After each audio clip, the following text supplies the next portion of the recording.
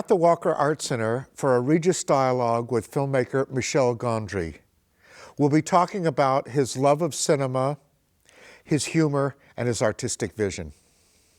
Michel Gondry's films, from his music videos to his feature films, employ technical wizardry involving various kinds of special effects, animation, and intricate narrative setups. And he leaves plenty of room for his playfulness and irreverent satire. I'm Jonathan Rosenbaum of the Chicago Reader, and I will be your guide through Michel Gondry's work. We'll now begin the Regis Dialogue with Michel Gondry.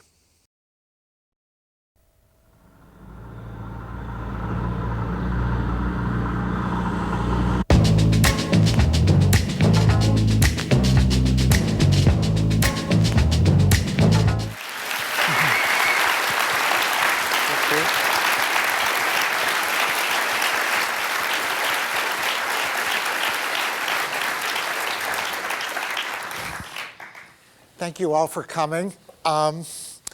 This is the second time I'm doing a Regis Dialogue.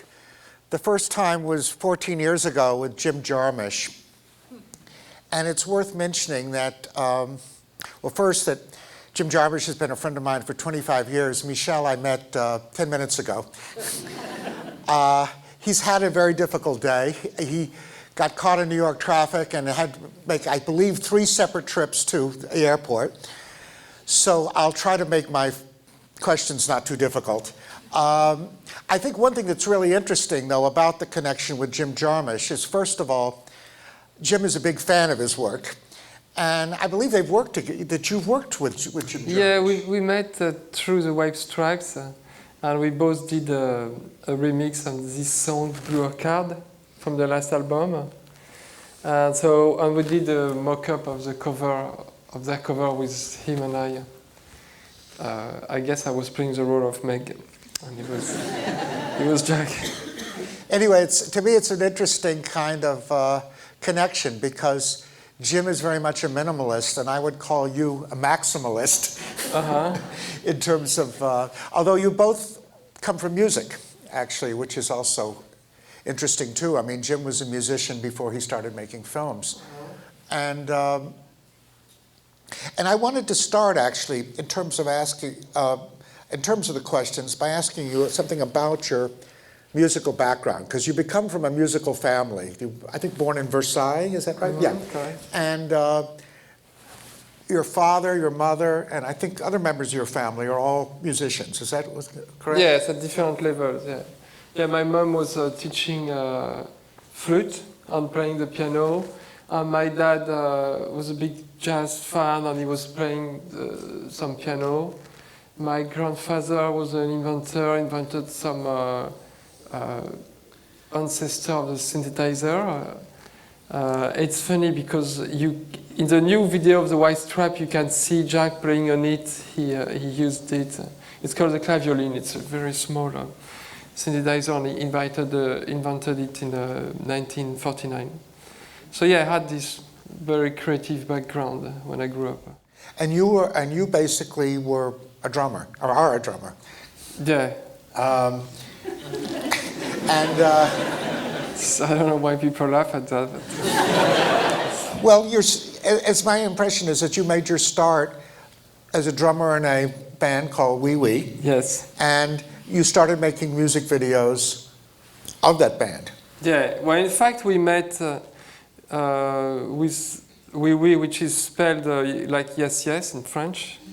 We met in art school. So we were. Where did you go to art school? Sorry? Where was? Well, we started art school like high school. It was a high school art school in a suburb of Paris, and then we moved into a higher art school in 1980. So what was a good thing with art school is I got to meet people with the same artistic orientation than me, coming from different background. Like when you grow up in a Versailles is a very conservative small town, although I don't think we were conservative in my family. But you meet people who have the same background, like the same, coming from the same place, but with different tastes. As when you go into art school, you meet with people coming from different places, but with the same taste, which is interesting because you have the richness of people coming from different background or different part of France, but all liking music and liking art. So I think art school got this great quality to me that it allowed me to meet friends that I still have to this day. Were you also a cinephile? Not necessarily. I mean, I like film. I remember liking Charlie Chaplin when I was very young, and some film, but not on any technical level. I became more cinephile when I had a roommate, which was a friend when I moved in Paris, who's called Jean-Louis Bonpoint, who eventually became a DP and did the film The Science of Sleep. So he had a tremendous collection of French film from the early age to the 60s, and he was very, he was only 3 years older than me, but he seemed to be always in his 50s for some reason. And he had a great collection of film, and he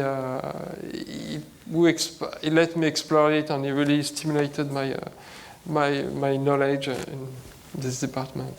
Well, what was it that led to you making your first videos of the band? Well, initially, I saw my friend.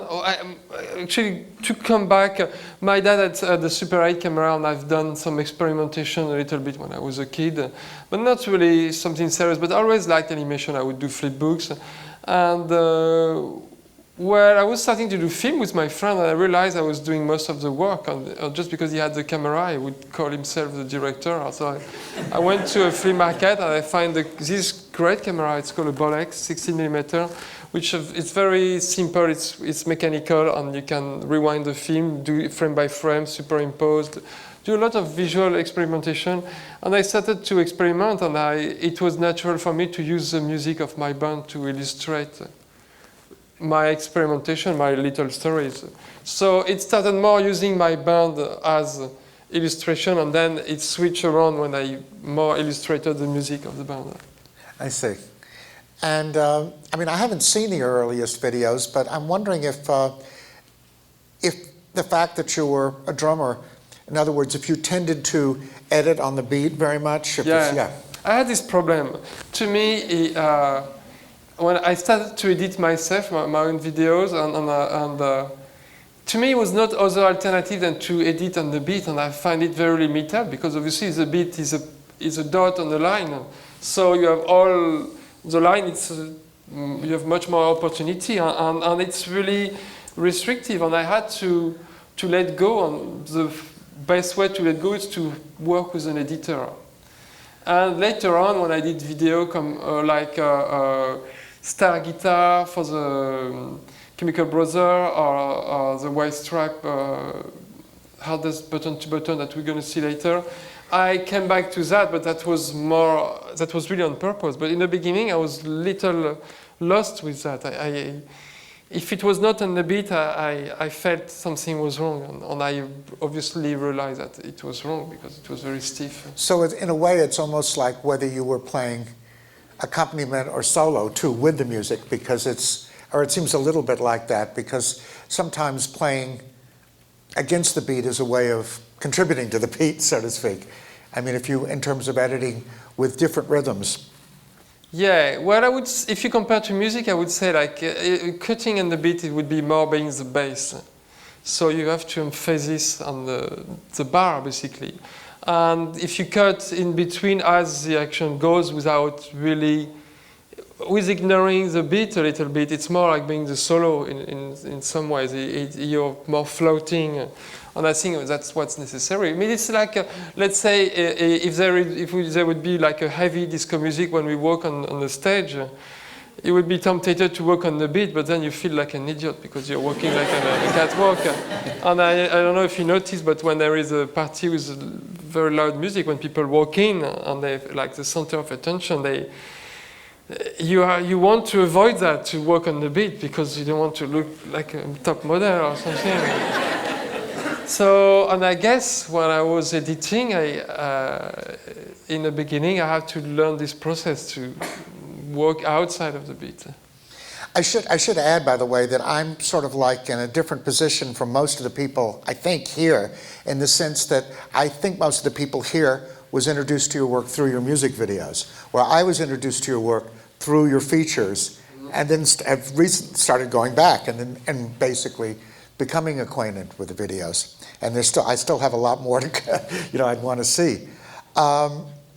So it was one of these, my impression, it was one or more of these videos that Björk saw that led to you working with her. Is that right? Yes, she just had recorded her first solo album in probably 93. Yeah, I remember because I was 30 and she was, I was 30 and she was 27. We had a birthday during the shooting. So she came to do the photo cover with the photographer Jean-Baptiste Mondino, and she had seen this this video that I'd done for my band. So the video was called, the song was called La Ville, and she received all the steps, and that was the only one that caught her attention. So she wanted to meet with me, and then when we met, she saw. Basically what happened is I did those small videos for my band. I did like 6 in all. The 3 first were really minimalistic, and they're really, as I was saying, animation on which I would use my band to do score, basically. And those videos, people would see them, but they were about us being as insect or being as puppet, and it was very, we were trying to like take the piece of the medium of being in a video, because we didn't like the pop star culture, all this kind of stuff. So when I tried to get job for the band, people say, "Oh, okay, those videos are great, but I don't want to be an insect." I remember an early conversation with Mick Jagger to do his video, and he didn't want to be an insect. So I had put that on the side and started to work on more conventional style. But when Björk came to visit me in Paris, I showed her those early work, and she was the first person, honestly, to really appreciate this work I have done before. And my friends were supportive, and my family, but I could never put them in festivals because they were a little amateurish. It was more about the energy, and when I got some idea, I just wanted to try it out. I didn't want to pay the... I mean, in festival animation, it's a lot related to a lot of work. I remember the film that were getting attention were one film that were done like over a year for 2 minutes, etc. So I would never have the patience. But when she saw the film, she was completely, she couldn't stop laughing. And it's interesting that I realized that I was actually more funny than I imagined.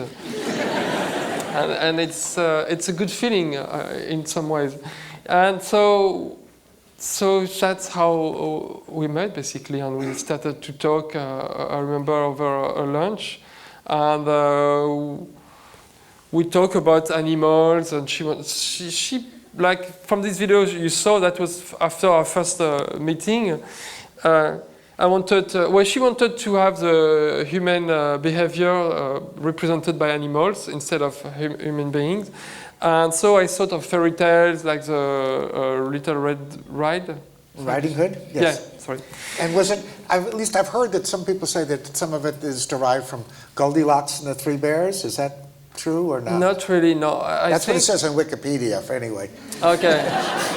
But you never can be sure with Wikipedia, so sorry. No, the bear came from her. I was thinking of a wolf. And she mentioned the bear because she was obsessed with bear. But she was obsessed with white bear. So since my wolf was black, so we end up with a brown bear. So how you not compromise, how you combine. But more influential for me was the Hedgehog in the Fog, which is a wonderful animation piece by Jori Norstein. That I was more coming. What was interesting by meeting Björk is we both were like sort of anti-Walt Disney, and we grew up watching mostly Russian or Eastern European animation. And we liked how story would take time to be told, and how it was poetic and a lot of texture. Well, one thing that intrigues me is the fact that another filmmaker who started out in animation and went to live action was David Lynch. And but of course, he came from painting rather than music. but I think that it seems to me that, at least my sense is that there's still a feeling that's close to animation in the earlier music videos in some ways. Although it's kind of hard to put my finger on what makes it like animation, but I think it's a kind of maybe the sense of artificial movement in a certain way that makes it like that. Well, I think I gradually incorporated a human being into a world I started to create. So the first film I did was just object, and then I wanted to show my fellow musicians. So I put them in an environment that would intercut easily with the world I had created with this little character. And so maybe when you see those videos, you can really feel that it's not a live action where there is little gaps for animation. It's animation where there is little gap for live action. Yes. And one of the things that this is already clear from this video, which you've already seen, is just how complicated your plots are. I mean, it's amazing to me how much you can actually get into such small space of time. And that's why, in a sense, I was thinking of you as a maximalist instead of a minimalist, because of just the number of plot strands that are going on in each of your music videos. It's fairy tales and it's other things as well. I mean, I think there's am I right that because I didn't see it too clearly now, but there's a Soviet flag on the moon. Yeah, it's funny when we watch it from the video back in the room. I was like thinking, why I put this flag there? I will come in front of this crowd. Maybe this question will be asked, and I should come up with an answer. So, but I remember. I mean, first of all, there is a lot of plots, but a lot is coming from just conversation with Björk. And I think what we do is we put all on the table, and then my job was to collect the pieces and try to find a story that would match. And it will be hard to tell you exactly what element, how each element came, but what I know is everything was sincere and not derivative. And I think it's how he ended up to feel honest and to feel coherent. It's I don't know, like the most circulating. At the time, I just probably learned that the moths at night, they turn around the light because they're used to fly by having the moon on their left. It's how they get their orientation. So if you put them next to electric light, the genetic component is not adequate to discern that the lamp is not infinite. So if they keep on their left, they're going to run like that. So I was running this kind of principle in my head, crossing with fairy tale and scary mood in forest. So all that mixed together. And what's interesting when you work like that is you start a lot of stream of story. And at the end, they can really cross very well and kind of solve each other in a natural way.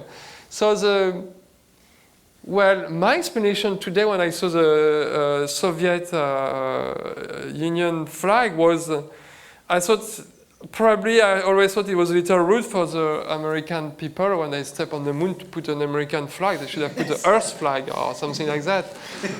And as well, maybe I thought at the time that it was just the end of the communist regime there and everything. And so that was like, if you put when you put a flag on the moon, it's going to stay forever. And it would be interesting to put a Soviet flag, knowing that it would be the last time you see it, and it would be there left on the moon. I mean, all sorts of things. And I guess I thought of the fact that Iceland is maybe close to the Soviet Union too, but I don't. I didn't think of it this way. No. Maybe unconsciously we are anti-Walt Disney, although I like Walt Disney. In fact, I love many of the cartoons they did.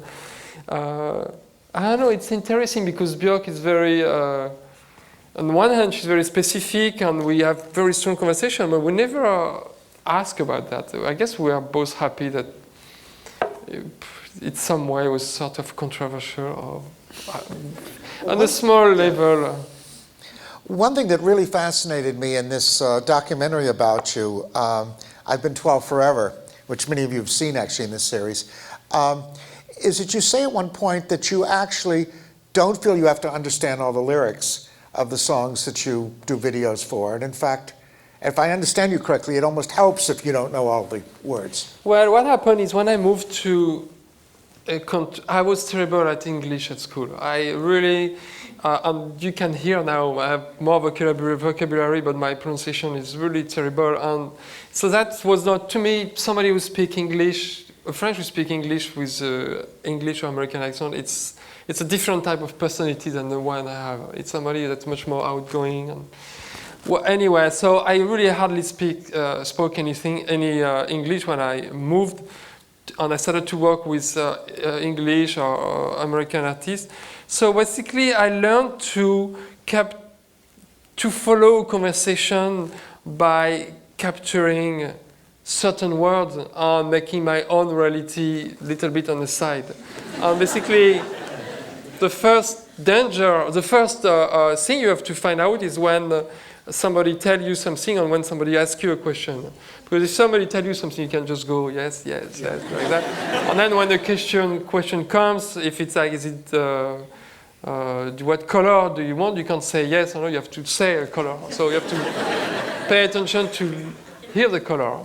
And then there's another thing to learn is when the subjects change, and that's the hardest part when you're in a foreign because you're speaking about civilization, and then suddenly you're speaking about Janet Jackson or whatever, and then you...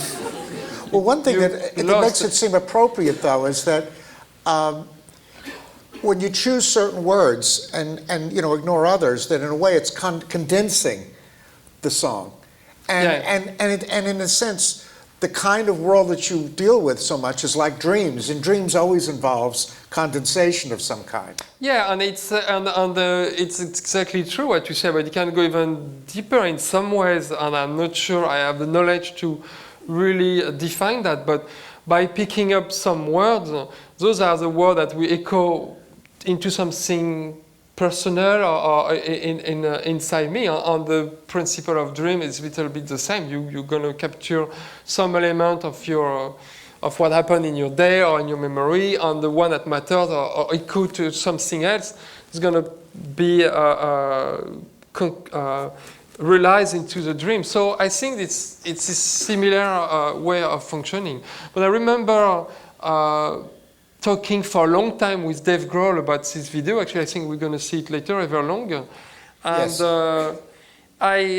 I interpreted his song by picking out the word I understood, and I recreated the story, and he told me the story was much closer to what he had in mind. That's the story he wrote. And in fact, I would come back to the initial feeling by coincidence, because when somebody writes in sort of a poetry or a style of a poetry, they just pick words that mean something and then wave it into some more abstraction, because you don't want to be too explicit in your lyrics, otherwise it becomes a little flat.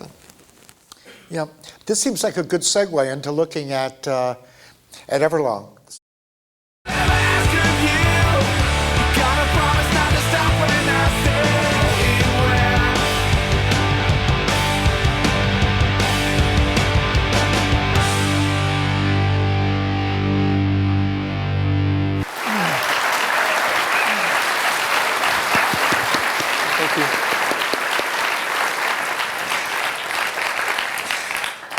I mean, to me, this is a perfect example about how much can be packed into a music video. So it seems like there are at least 3 or 4 dreams that are going on in this. There's a bit, if I'm not mistaken, of Texas Chainsaw Massacre. Is that possible? Mm-hmm. It's funny because I never was a big fan of those movies, but when I started to work on this video, I looked into that, and I kind of explored. And I didn't watch more. I remember watching more another one. That's the guy, the one with the hand.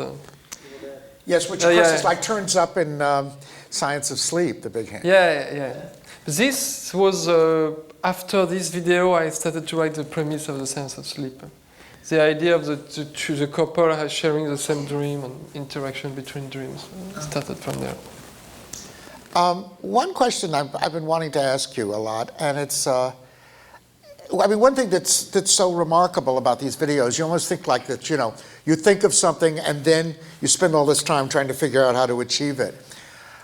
Does it happen very often that you have an idea and you can't achieve it, that there's no way, that you don't come up with a solution? It's more, the failure comes a lot of time about schedule with people. Like we nearly didn't do this video for stupid reason because Dave Grohl didn't want to be with a girl in the bed. And it's more this kind of, technically there is always a solution.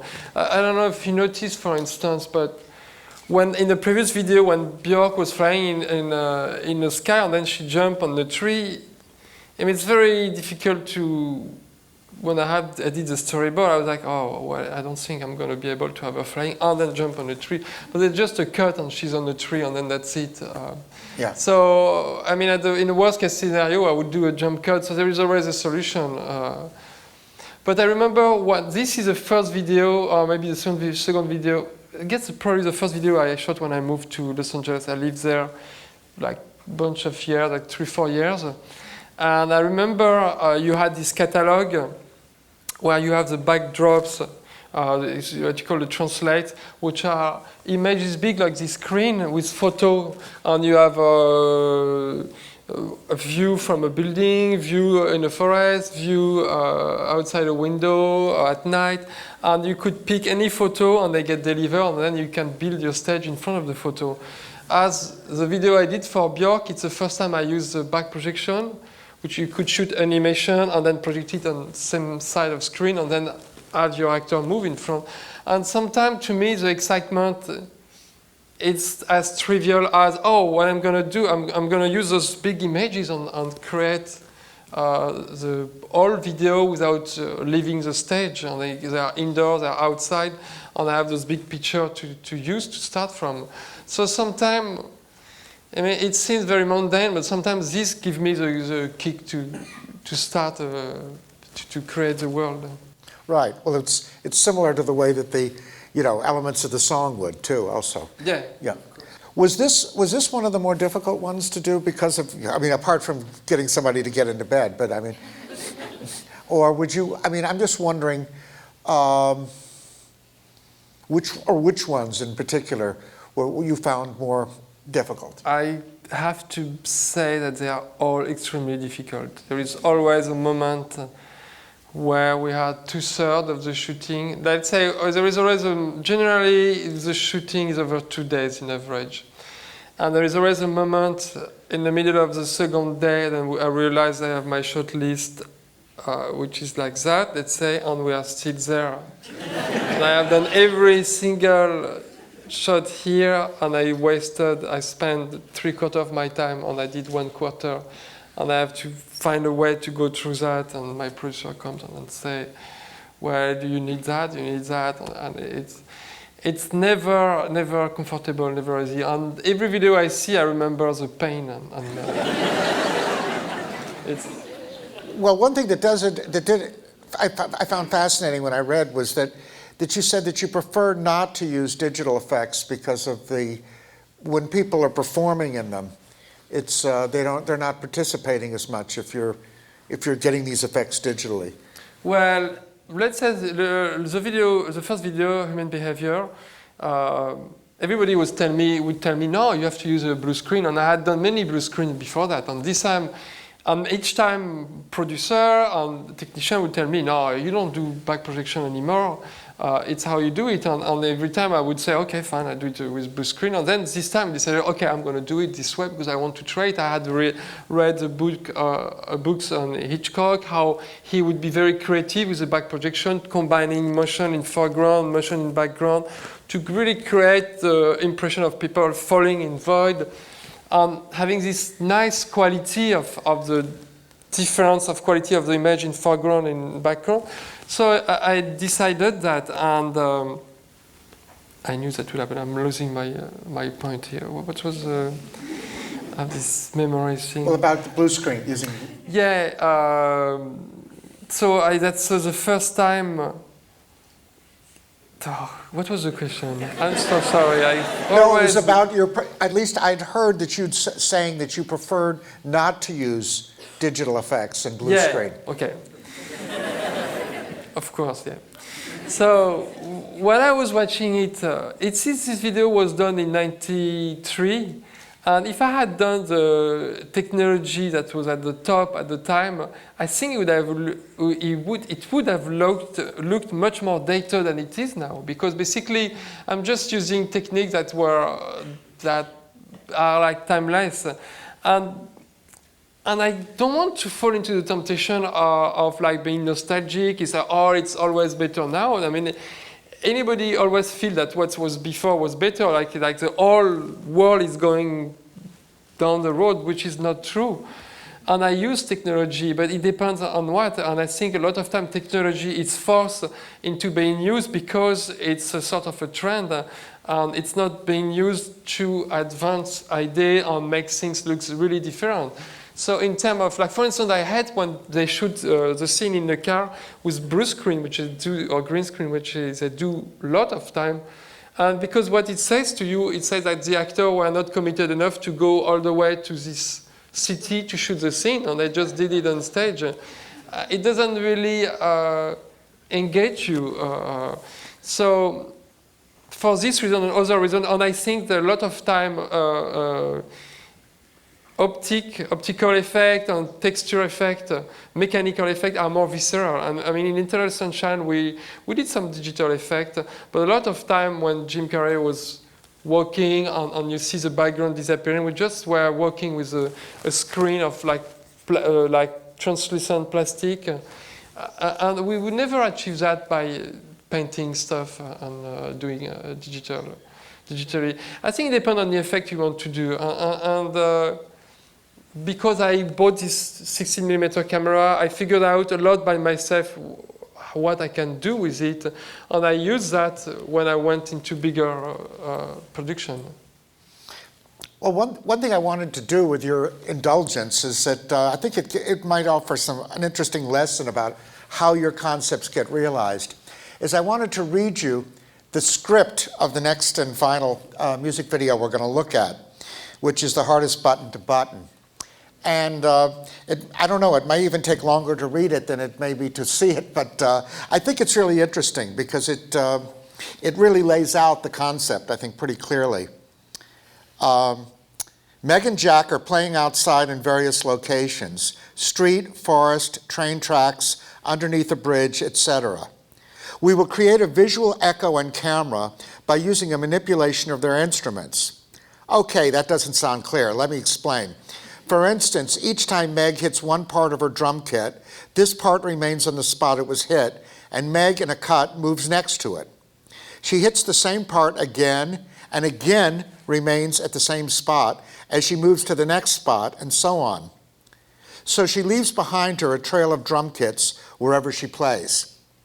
To be more precise, at the beginning of the song, she plays only the kick for at least 16 beats. So we'll be at the end of this part a row of 16 bass drums perfectly aligned. Then she hits the cymbal on time and resumes the bass drum, this time accompanied with low tom-tom. So now it'll be one cymbal and many bass drums and big tom-tom in the row. In the meantime, Jack does the same with his microphone and his amplifier. Each time he plays a new chord, he moves on step and his mic and amp stays behind, creating a row of mics and amps. So we will see both of them crossing the landscape, leaving behind them a trail of amps, mics, and drum kits. During the chorus, the sound gets heavier.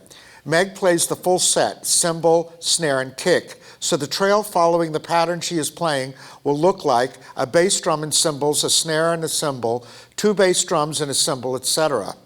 Jack's amplifier will grow bigger. As the sound is getting heavier, he can let 2 amps instead of 1 each time behind him. The third part of the song, the repetition of the hits on the drum and guitar, will give opportunity to create a crazier geometrical pattern with the instruments. For instance, the first 2 times 4, we see Meg with 1 drum set, then 2 drum sets, then 3 and 4, creating a horizontal line of drum sets. That's the first 4 beats.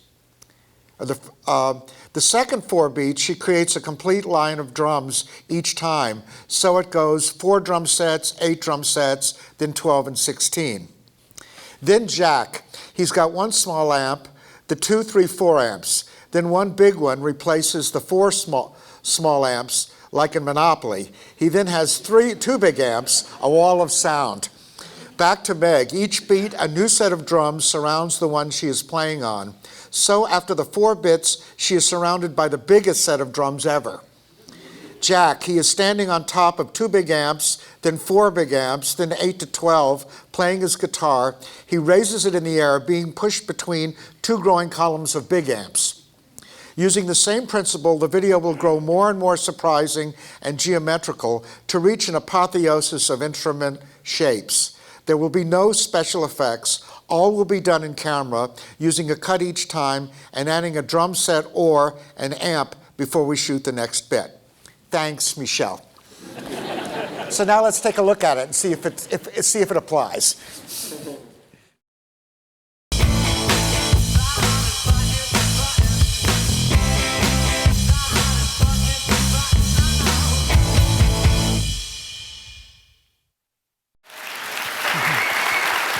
Every time I watch this, I think of 2 things: how much patience it must have required between each shot, and how much money it must have cost to rent all those drum sets and all those amps. Well, I can answer.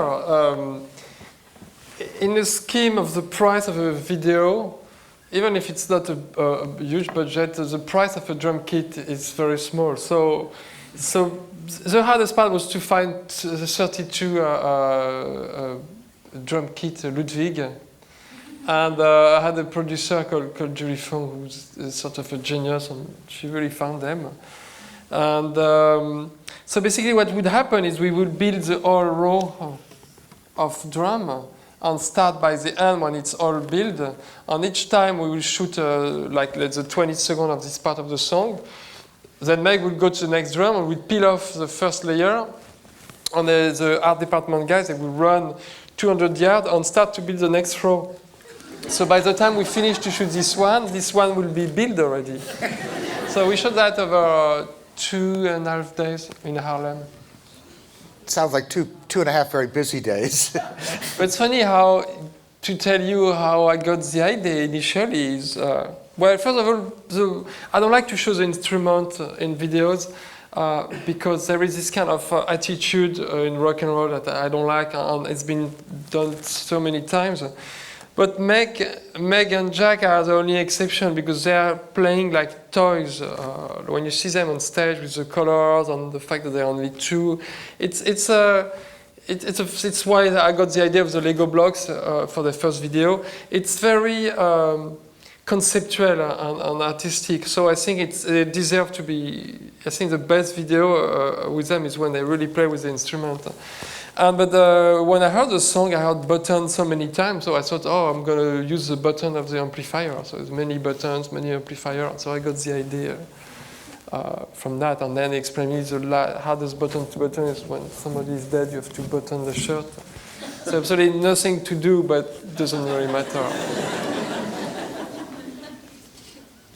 Well, I think we're going to shift now to actually talking about your films, but I'm interested in asking, first of all, how you, because this actually means going back a little bit to, because this last one was made in 2003, and you made your first feature, I think, 2001.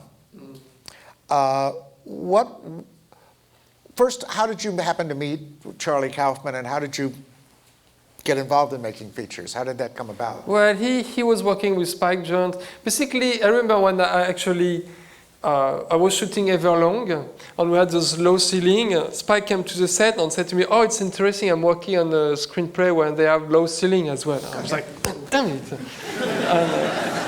That's being John Malkovich. Yeah. Yes. And I have been trying to find a screenplay. That was the reason why I moved to Los Angeles, and I couldn't find any screenplay that was like bearable to read. To be honest, they were really difficult, uninteresting, unpredictable. And he let me read the screenplay of Being John Malkovich, and I couldn't believe that you could actually enjoy the process of reading the screenplay. I read it all at once without stopping. And so it was encouraging, and as well I was a little depressed because he was younger than me, he started after me and already had on good tracks, etc. But he was kind enough, he introduced me to Charlie Kaufman, and when we started to talk with Charlie, we had a lot of in common into the way we have this kind of geometrical pattern, him in his storytelling, me into how to use a space with by breaking it into as many paths as possible. So we started to talk, and soon after we started to talk about Eternal Sunshine, and I took this concept from a friend artist about the memory erasing. And in the meantime, I read this other screenplay, and I really liked the one of Human Nature, which became the first film I directed. Yes, and how do you would describe the connection between human behavior and human nature? Well, human, for one thing. And no, but it was difficult for me because I knew everybody would, all the critics will wait for me as, oh, he does video, he doesn't know how to tell a story. And the smart move would have been to make a film that looks like shit, to say, hey, I don't care about the visual, it's all about the story. And I didn't want to do that. I wanted to, because I estimated I had invented my own language by doing those videos, by using those projections.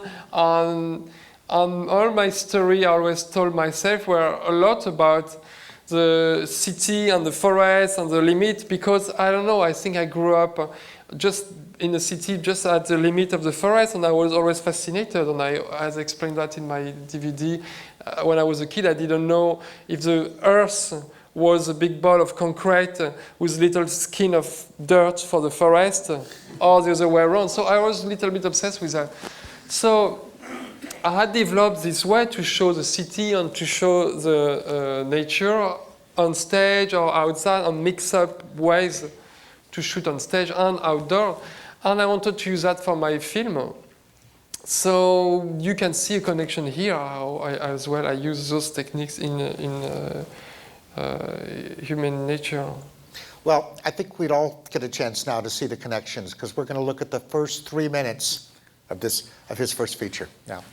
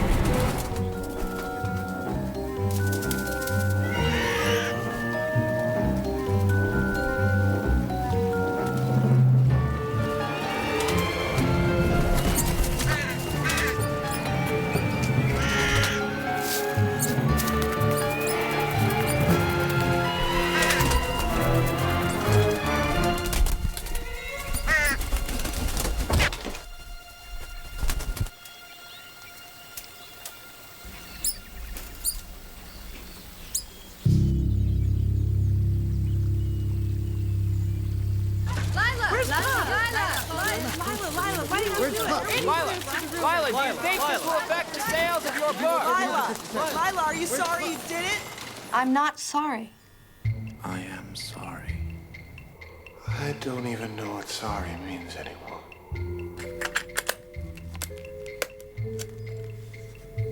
I'm not sorry. So I spend the rest of my life in jail. So what? I've been in jail my whole life anyway. A jail of blood and tissue and coursing hormones. a jail called the human body. The only thing I know is that I'm sorry. Sorry for my expulsion. Sorry for my Lila rotting in her jail cell. And sorry for Nathan rotting in his grave. I don't even know what sorry means anymore. It's odd. When I was alive, I knew. Maybe it was all I knew. But here, sorry is meaningless. Love is meaningless. Jealousy is meaningless. My story begins when I was 12. Jesus. One thing I've always wanted to ask you, and I don't know if it's, I mean, maybe completely off base about this when I wrote it as a possibility, but do you feel a particular or a special affinity with Alain Resnais? Well, affinity would be sort of presumptuous. I admire his work, and I love how, yeah, he's one of my favorite directors in France and in the world. I love how he finds humanity in science, which I admire, because generally science is regarded as being cold and just calculation, and I don't believe so. And his films are very geometrical, and they are still very human and very poetic. Yes, there's of course a surrealist side also. Yep. I was thinking, because where I felt this most of all is in actually in your second feature, but particularly because of a film that unfortunately has never even been released in the United States, Je t'aime, yeah. which I felt it was almost a sense of eureka when I was watching this film, and I suddenly thought, hey, that's a shot from Je t'aime, and that the concept somehow has a relationship to it. I mean, of course, they're quite different, but in some ways, it seemed that there was an affinity of the films. And in this case, I actually was thinking of The White Mice and Mon Oncle d'Amérique. Yeah, true. It's interesting because Charlie Kaufman never watched his movie, and when we started to talk about Eternal Sunshine, I think I told him about Je t'aime, and he never wanted to watch it. Obviously, he didn't want to be influenced, and I understand. I didn't watch it until late in the process, and I remember we were in this process of, well, maybe to summarize Je t'aime, it's a sort of science fiction movie, but it's very, Alain Resnais is more intellectual. He's not going to do a big movie with effect. So basically, this guy is sent. He's to be executed, and he participated to an experiment to be sent 1 year ago for 1 minute, and he relived his life. And it's just before he committed suicide. It was to determine, because he was someone who attempted suicide. Oh, I think his wife committed suicide. Oh, that's right. I'm Yeah. sorry. You know it better than I do. Sorry. I betrayed myself. But and then everything goes wrong, so things start to mix up, and he gets stuck in the past. But basically, what I realized is Alain Resnais was he used the editing as a special effect, and I'd say that was the lesson I learned. Instead to do complex transition. The fact that you use misplacement of object, and suddenly I remember this cut when he was bending to grab something, and then he cut to a complete other situation when he completes his action. Yes. And I think his editor, I think, was called Raymond Colpi. I'm not sure, because I'm terrible with names. But he has a very strong editor, and you can see in all his movies are really, really well edited. So basically, I realized, and we were in this place with Charlie when I realized I had too many ideas for transition to jump from one memory to another, and we could not afford it, and it was becoming overwhelming for the emotion part of the story. So, and I remember this film, and I watched it again, and I realized that he would play with the editing in such a creative way. Like he would cut the sound, it would be like some choir. It was kind of this 70s feel when you use a lot of abstract music with choir. That was great for some stuff that happened in the brain. And it would cut just with a simple cut, a big choir to silent, and that was giving a very visceral effect of being at one place and then being transported into another place without understanding. Basically, when you watch a movie, you have 100 yards of being used to cut scenes, and everything is here to help you to forget about this cut, because you don't see cut in real life, of course. Yes. And when you see them in movies, you forget about them. You just feel you're watching one piece. But then if you manipulate that by cutting the sound with the image, playing with silence, suddenly you rediscover the cut as being something physical that you experience, and it's much more grabbing than morph or dissolve or change of light. So I think Alain Resnais was very smart because he used those effects, and I think I got inspired from that. Oh, well, I'm glad my intuition was correct. I feel that there's a connection also, and a really strong sense in your film and in his of romantic loss. I mean, it's a poetic sense of romantic loss that both films are really about in a certain way. Mm-hmm. Well, this film called Providence, when it's the point of view of somebody who's dying and is losing his mind and is doing those nightmares, and you really feel the disintegration of the conscience through a series of flashbacks, and it's complex, but visually it's very rich, and it's always very visceral. No, I think, because I think we have a lot of clips, I want to move along, but I think the clip I wanted to show of Eternal Sunshine of the Captive Mind is very emblematic of the film.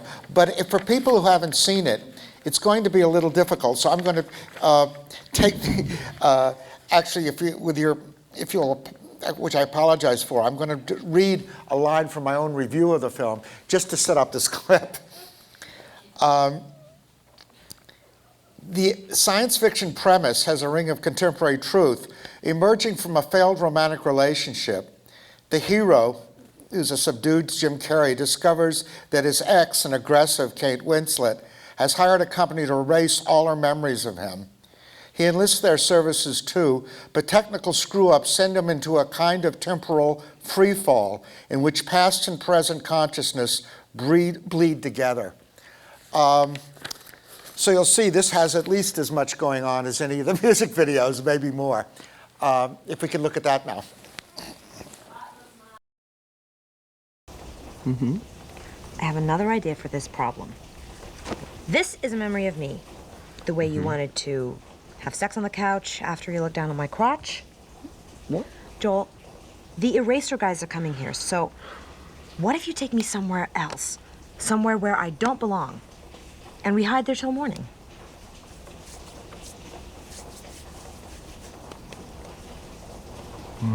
Man, I can't remember anything without you.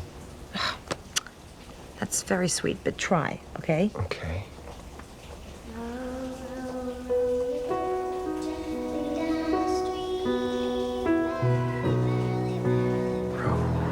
Row your boat gently down the stream. Merrily, merrily, merrily, merrily, like this bird of dream.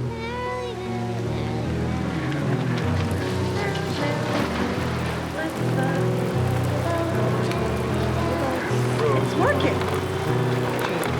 I'm a genius.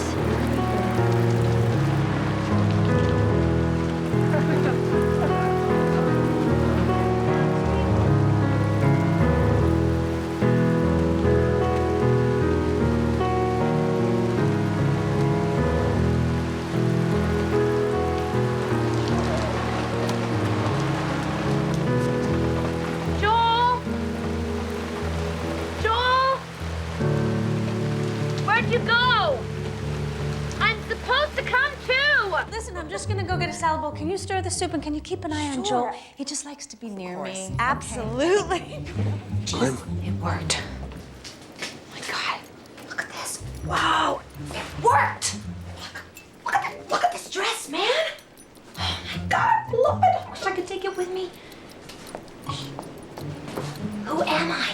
Mrs. Hamlin. Right, Mrs. Hamlin. I must be about 4. Oh my gosh. Got the salad bowl, so I'm serving salad and string beans. Is he okay under there? Peanut, are you all right? God, honestly, I feel like I could clean up all day. Listen, would you hate me if I asked you to clean some string beans? No, not at all. God, I love this kitchen. Thank you so much. She's not looking at me. She's busy. She's not looking at me. No one ever looks at me. I want my mommy. Oh, baby Joel. Hey, Joel. Is every little peanut under there okay? Mm-hmm, he's fine. You know, do you have something to drink? Would you drink a cocktail at this hour? I mean, I know it's not 5. I would die for a vodka. Oh, hang on. Let me check if I have it. Okay. I'm just gonna wait right here. Joel, hey, no, sweetie. Jolie, no, your mother wants me to mind you. Get back under the table. It's clean. No, and not until after, you've had your dinner. Come on, Joel. Joel, grow up. Don't leave me, Clem. Oh my God. Right here. This is sort of worked. I'm scared. Don't cry, baby Joel. Hey, baby Joel, it's okay. Joel. Joel, stop it. Look, I think it's working. Look, we're heading, Joel. Look. Hey, honey, look. Wait there. My crotch is still here, just as you remembered it. Yuck.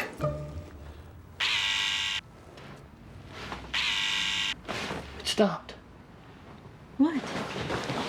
He stopped erasing. Oh, shit. This is terrible. He's off the map. He's off the map. Where? I don't know where. What do you mean? I don't know where. This is bad. This is very, very bad news. Where are my glasses? Okay. Crap. Okay. What do we do? What do I do?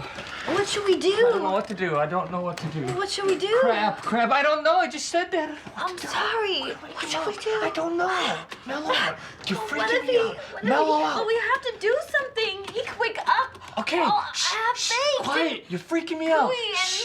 And half-baked. Okay. That sounds so good. Oh shit. I'm hungry. Oh shit. Oh, What? What? we should call Howard. No way. No sir, man. This is my. I can handle this. I can't call Howard. Cookie. There's no time to fuck around. I got this under control. What are you talking Stop about? fucking around. Okay, I'll call Howard.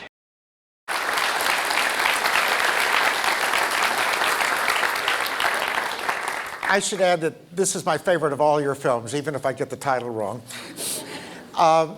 And one thing that actually, another echo it has from a film, just momentarily at least, is at the beginning, is Jerry Lewis's The Nutty Professor, because of the way, which is called in French, let's see, Dr. Jerry and Mr. Love. Miss Love, yeah. But I think one thing that really impressed me that takes us back to the beginning of our discussion is the way you use music at the beginning of this, because it's creating all these counter rhythms. And even though the cutting and the narrative and all this is, you could say, very complicated, it's also to me, it's very poetic and lucid the way you get this interaction between two quarreling couples, actually, that is going on in this sequence.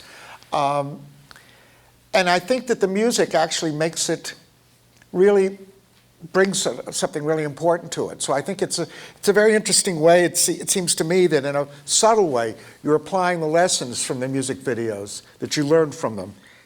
Well, I think John Bryan, who wrote the score, brought a very emotional and human touch to a movie that was very much. It's kind of a little bit plot driven. Obviously, there is a romance and all that, but it could have been much more technical and a little more cold. And by using his music, we immediately feel. He really helped us to feel we're going to the past, to a memory that is lost, and etc. So. I don't know how that exactly echo my work with music video.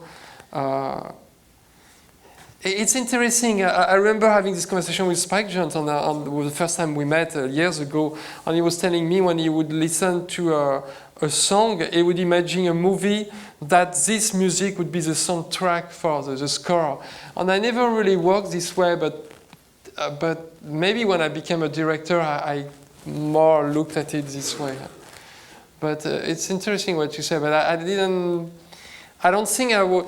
When I write, now I'm writing my own material. When I write, music is really great to keep myself in a certain mode. Like if I do something with suspense, I can listen to Stravinsky or whatever, some music that sounds already like a score, and that really put me in one mode, on one mood that helped me to write.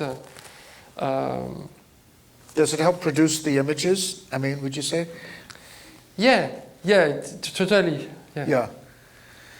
I can certainly see how Stravinsky does that. I mean, because it seems to me that's very.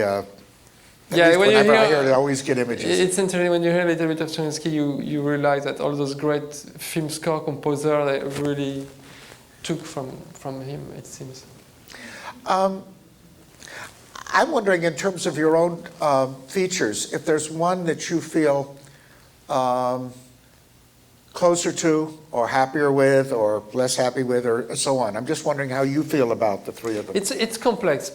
I'll tell you how it works for me. I became successful doing videos. Then I did Human Nature with Charlie Kaufman, and it was mixed reviews, and it was difficult for me because I just didn't realize that when you are a director, you're subject to be criticized and judged and then personally accused, and you get really you get people irritated at you. Yes, no, there was some very harsh reviews of that film. Yeah, well, some was good, some were good. I mean, it was really mixed. Yeah. So then I did Eternal Sunshine, and it was like anonymous all of a sudden, and I find it suspicious in a way because I still like my first film too, and I was like, if I want to believe the review of the second one, I have to believe that my first film was not great. I guess it's not great, but like a piece of shit sometimes. So it's... And yes, on your second film, you actually got an Oscar, right? Yeah, the screenplay got an Oscar, and because I was involved in the story, I got my Oscar too. But I have to put things in context. Yes.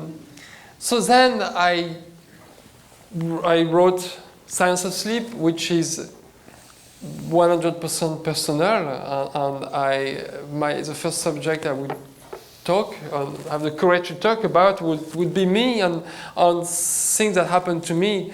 And I did it a little bit after I did this documentary. I mean, I didn't direct the documentary 12, I've been 12 Forever, but when I saw it together, I thought, okay, it's sort of a compilation of a lot of different parts of me, and it seems coherent because it seems that it's about myself. So maybe it's more personal, narcissistic or whatever, but I thought this movie could go into a lot of different directions, and to me, I saw it like when a rock band or pop band do their first album, generally they put all the ideas they had since they were kids to, like they have like 15 years of idea that they squeeze into one album, and then when they do the second album, generally 2 years later, they have 2 years of idea. So it's much more concise and balanced, but there is a quality in the first album that is interesting. It's kind of the jam of all those ideas. So I think Science of Sleep has a little bit of this quality, and it's obviously very hard for me because Charlie Kaufman is extremely skilled and talented and very respected. So I was going out on my own and it was not as highly respected than Eternal Sunshine, but I think I did pretty good. I'm happy with myself. I think it's but seriously, I like to watch this movie because it's something that I took off from me and I give it to the actor, and then I see the actor struggling with my problem, and it feels good. I like that. So, okay, why don't we watch, this is the last clip we're going to have, which is from pretty early in the film, relatively early. And then we're going to have some questions from you.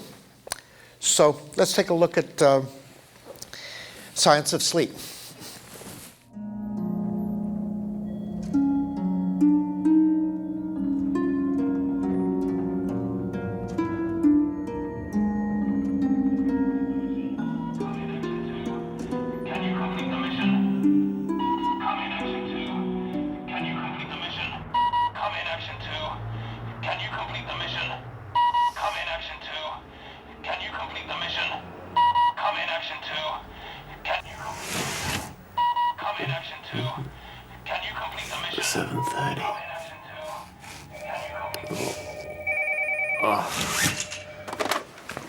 Hello?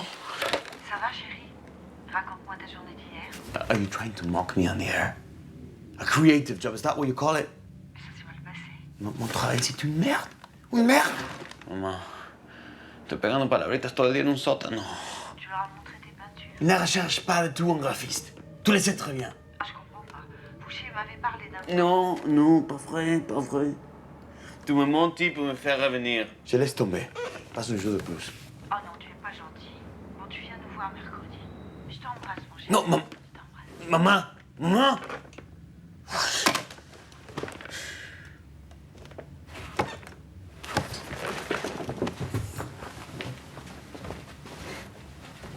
Mais regarde comme tu étais mignon. Excuse me for this interruption. Yeah, that's my father.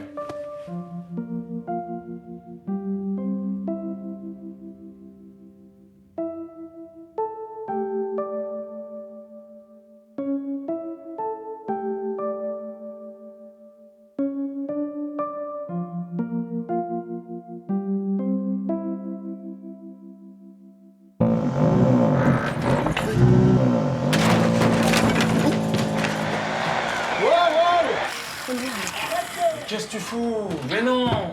Je crois que j'ai percé chez le voisin. Mais on a dit que la mezzanine, elle partait de ce mur-là, comme ça. Mais non, on a dit la tête au nord. Elle dort la tête au nord. C'est une histoire de feng shui. C'est par là le nord, non? Ouais. Mais la porte, t'en fais quoi? Tu entres et tu te manges une poutre. Fais pas marrer avec ton sushi. Je lui ai dit à Stéphanie de pas te laisser seule avec une perceuse.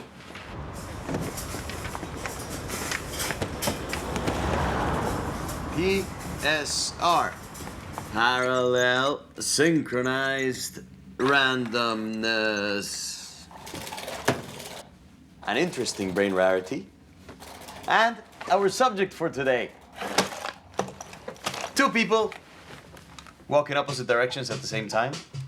And then they make the same decision at the same time. Then they correct it. And then they correct it. And then they correct it. And then they correct it. And then they correct it. Basically, in a mathematical world, these two little guys will stay looped for the end of time. The brain is the most complex thing in the universe, and it's right behind the nose. Fascinating! I'm sorry about this. Stay calm. I think that's just that they're renovating the studio right behind here.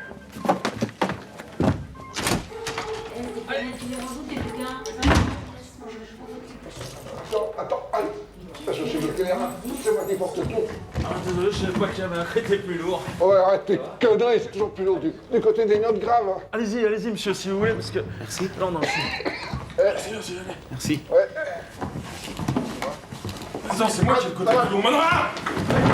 Hey, ça va? Tu l'as ou tu l'as pas? Oui. Ah, ça va. Merci, monsieur, parce que... Oh! Glisse. Tu l'as?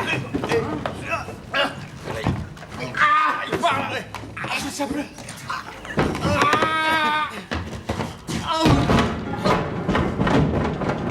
C'est pas vrai. Qui c'est ce mec que vous avez ramené? Ça va? Vous êtes fait mal?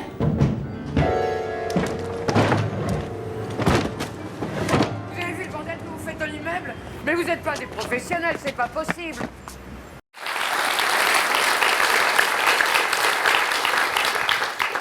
it's nice to see a kind of auteurist constant of a musical instrument again, kind of like appearing almost as a character. Well, I'm sure some of you have questions, and even though it's hard to see you, there's someone with a microphone. Hi, Michelle. I'm David. Early on in your discussion tonight, you talked about how you had Bjork fly into the tree, and you storyboarded out, and it didn't necessarily maybe come out the way you wanted it to be. And you made some reference to technology can get you out of the situation. I mean, is that kind of like post-production, where it would help you kind of, you know, show what you wanted to show? Well, I use some of post-production. I mean, in this video, which is done mostly on back projection, which is a technique that you shoot on 35mm film what you want to see behind the character, and then you project it, and then your camera sees what you see. Sometime, like when she's flying, at some point, I think we use 1 or 2 shots of blue screen. Yeah. So I use that already a little bit. It's funny, I just did the video, my son directed a video, and he did the animation. I mean, we hired some animator, and it's fully animated. And he told me that it was amazing that it was in his head, and now it's on the screen. And I think that's the main joy of doing this job, is to, especially with animation, because there is very few intermediaries between your brain and the result. And obviously it's different, and you have to learn to accept it, and sometimes it's probably even better. But when you get an idea or an image and you succeed to put it on screen, there is a really strong satisfaction. I wanted to ask you about your creative process and how one of the cool things that I like about you is how much you do talk about your creative process, like on your videos and stuff, you talk about how you make your work. And I just wonder, has that always been easy for you? And yeah. No, well, I started to have to talk about it when we did those DVDs with Spike Jonze and Chris Cunningham, and we did the promotion, the 3 of us together. So what happened is, we got the same question all the time when you do a press junket. You go into those hotel room and you have so many guys who come and girls and interview you. And the thing is, like, if I was on my own, I could repeat the same answer again and again. But because they were next to me, they would hear that I'm just repeating the same thing. So I forced myself to find a new answer each time. And it was interesting because instead of being this kind of boring, exhausting process to always answer the same question, the same response to the same question, I tried to find new answer without lying. So I had to dig deeper and find exactly, and a lot of time people ask me, well, do you remember when you got this idea of this shot or this story or this effect? And by really thinking after a while, I could really exactly remember when I got the idea and how it came to me. So when people pick an image or video or part of a film, I can really train myself to exactly remember how the idea came. And it's interesting because, I mean, I'm not very good if you ask me political question. I have my opinion and I have a sense of what's going on. But if you ask me a question about the creative process, it's true, I would be more skilled to answer that because I was challenged about it through an early age with my father and my mother who had different view on the question. My mother thought like inspiration was not coming from you, it was coming from God or some spirit, and you were just a vessel, and you could not be arrogant about it, and I didn't like that. Not that I wanted to be arrogant, but I wanted to be proud of what I would achieve eventually.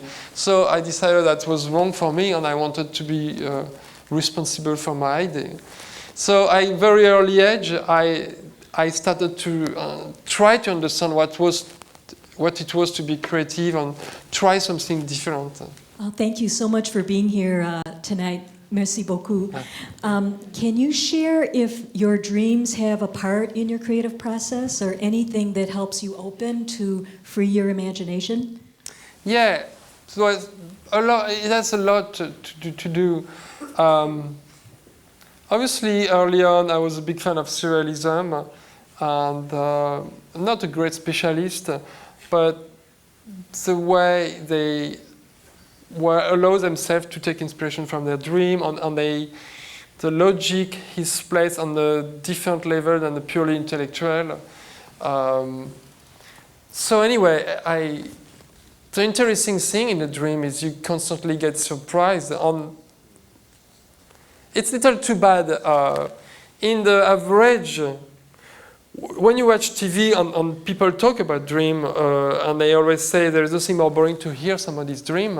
And there is some truth in that. I mean, sometimes you get tired in the morning and somebody's going to come to you and say, oh, I had this dream and it's going to go forever and it's nothing special about it.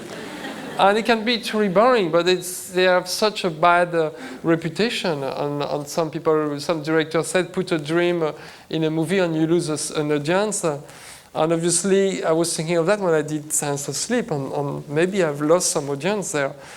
But on the other hand, if you can learn to use them in a entertaining way. I mean, sometimes there is something really fun and absurd and surprising in dreams. You're gonna always transform them when you relate them, because they are too long and complex and repetitive to be entertaining. But there is sometimes an element that's really absurd, which describe in a very direct manner what you feel deeply, and then you can put that out, and it's really funny, and it's surprising, and it's deep. So I use that a lot, and a lot of time I have images in dream that I don't have to explain, but I feel their mind, because they're coming from my brain even. And as I explained in the documentary 12, I've been 12 Forever, I had this dream about visiting my house with a scaphandre and seeing myself very old. And when I woke up, I thought, that's great, I'm going to do a short film. And then I did a short film. I realized my dream was influenced by Kubrick's movie, The Space Odyssey. But it didn't matter so much, because after dreaming it, I kind of own it in some way. So that's the beauty of dream. It's coming from yourself. Do you think that in the near future, or just any time in the future, that you're going to do another collaboration with Charlie Kaufman? Well, I hope so. We will see. I mean, he's directing his movie now. Yeah, why not? Yeah. No, I would like to. And it's difficult, because I'm sure a lot of people think that there is more depth in the work we did together than the work I do on my own. But it's maybe there is that, but maybe as well my way of thinking is a little more naive, and sometimes by working with him I had to explain, intellectualize things that when I work on my own I don't have to, and maybe that corresponds more to what I aim to do. It's difficult. When I do a video, I know if it's good or bad, I know what's wrong and if it works, because it's small enough that I don't have to wait years, or I don't know, to have perspective on it. For a movie, it's different, and there is so many opinions that are bombarded to me that I don't know. I mean, it's true that a lot of people come to me and say, oh, I love Science of Sleep, but Eternal Sunshine was my favorite movie, like you did, and I respect your opinion, and maybe it's true. I want to give myself a chance to be a writer as well, which is I'm not initially, but I think it's great to write. I mean, when you're on your own and nothing is stopping you from creating the story, it's really great. I'm sorry, before we go on, I just want to interject a quick question of my own. When are we going to be able to see Be Kind Rewind? I think it's coming out December 21st. Oh. Are there any artists, or is there a song that you mostly want to do a video for that you haven't yet? Like any songs you're into now? I always dread this question because I feel I'm out of the road. No, actually, with my son, we've been listening to MF Doom, and it's quite brilliant. I don't like I like the White Stripes, but I don't like rock in general. To me, it's very based on attitude, and it's very backward. But I think the White Stripes have a way to transform it, which is artistic and interested me. I don't know, I listen to a lot of things. Of course, I'm a big fan of Björk. I nearly did a video for Coco Rosie, which I liked very much, but the schedule didn't work. What was the other part of the question? It was about music I like. If there was a particular favorite song that you wanted to make. Oh, yeah. It's interesting because lately I've been obsessed a little bit with that. I did this song for Massive Attack, a very complex video with one shot. And just when I finished the video, I had another idea, and one day I'd like to do it. And it was just a tree, and it started very quiet, and then there is more and more wind in the tree, and at the end the tree is completely bending, and I think it would be so great with this song. So it's like having the chance to do a second video on one song I did already. 2 questions. One, are there any contemporary directors or movies that you are, admire or inspired by? And then are there any guilty pleasures in music, movies, or TV that we'd be surprised that you like? Oh, I have a lot of guilty pleasure in movies. I like Night at the Roxbury, for instance. I really like this movie. And I like Stuck on You. I think it's a great... I don't have TV anymore, I just watch DVDs, but I got upset, but that's not a guilty pleasure, because it's a great piece of work. I'm obsessed with Mr. Show. And I know all the episodes by heart, and it's how I'm trying to look... basically, I watch that to put myself to sleep. It's funny, because I know every episode by heart. It definitely used a lot of... Or it seems like, there could be some inspiration there because a lot of their episodes are interconnected and cross characters. But it's interesting because I work with David Cross, obviously in Eternal Sunshine, and then he did this movie about my third, we did that together. And I remember my editor telling me, you have to watch Mr. Show, it's great. And I don't know, I was put off by the visual of the cover. And finally I bought it, and I just couldn't stop watching it. I had a question about Dave Chappelle's Block Party, and I was wondering, it seems like such a radical departure from the rest of the films we've seen here tonight and the music videos. What brought you to that project, and what ideas were you able to impose on it? Well, Dave Chappelle is very fascinating, and he's very charismatic, and obviously he represents like the African American culture and community, which I always love this music. I mean, I love the hip hop and the rhythm and blues. And for me, it was very, he asked me to do it. And we always make this joke, like he said to me he couldn't get Spike Jonze to do it, so he asked me, which really, when he said that, I said I wanted to do a movie with Chris Rock, which said no. So we are even. But to me, the main challenge was when I did Human Nature, everything was calculated, not in a necessarily negative way. I was obsessed with Hitchcock and Fritz Lang, and how those directors were really putting their brain on paper and then putting the paper into process to do a movie, to transform it into a movie. So it was very controlled. So I had this in a smaller scale, of course. And then I learned going into shooting Eternal Sunshine to leave more space for chaos or for improvisation or for a surprise and happy accidents. So to me, the next step would be to go on a set with absolutely nothing ready, which is really scary and interesting because you put yourself in a danger, especially by shooting on film, because it was all shot on Super 16mm. So you put yourself in the danger to come back with nothing in the camera and have to edit nothing, basically. But then when something is created and some magic happens, it's really rewarding. And with Dave walking around the street, so I'm talking about the part when he's putting the concert together, which in terms of production was really small. The producer didn't care at all about this part. As long as he didn't cosmolate, they didn't care if we went there or not. They just thought of the concert. But to me, it was the most important part, nearly. And so we went there and we followed Dave, and we saw the interaction, and I was like trying to think of, oh, I'm going to have to say a story, tell a story, and there is absolutely nothing on paper.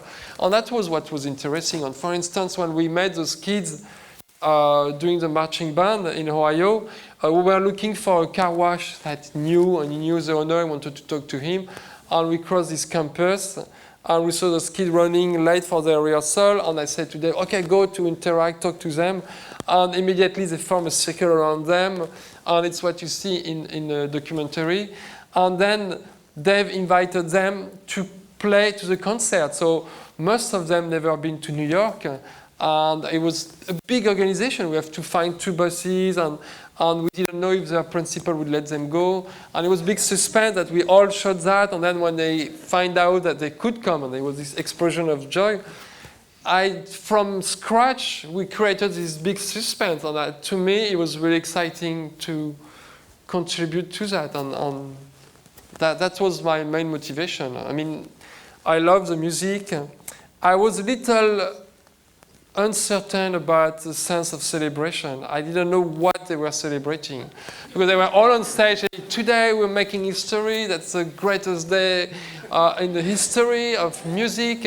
I was like, wow, with a bunch of bands trying to make a concert and it's raining. And a director who's completely lost and doesn't know what camera to look at, and that was how it felt. But then I got the sense of what it meant. It meant that they celebrating celebration, I guess, and they succeeded, because at the end they were all on stage and they felt they had achieved something. And now when I watch the film, I understand that to get all those people together and enjoying this time was the goal to achieve.